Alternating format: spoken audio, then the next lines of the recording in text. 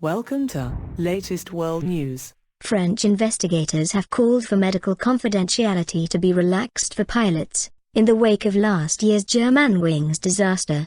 Co-pilot Andreas Lubitz was urged by a doctor to attend psychiatric hospital weeks before he crashed the plane on the 24th of March 2015, but his employer was never alerted, their final report says.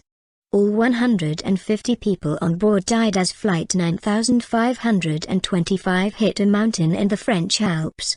Investigators believe Lubitz brought down the plane deliberately.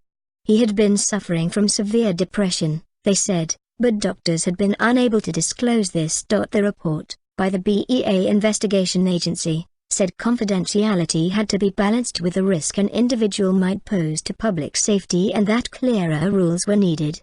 It was also critical of pilots being able to make self-declarations about their health, which allowed them to hide any illnesses.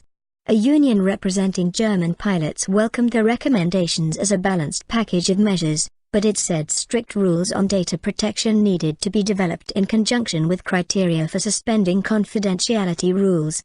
Correspondents say privacy is a highly sensitive issue in Germany, a country which has in the past seen extensive state surveillance, most recently under the communist regime in the East.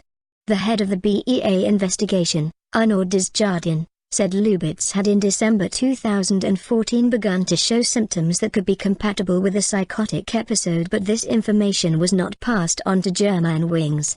The report also calls for more stringent medical checks for pilots. It recommends regular analysis to check for psychological or psychiatric problems.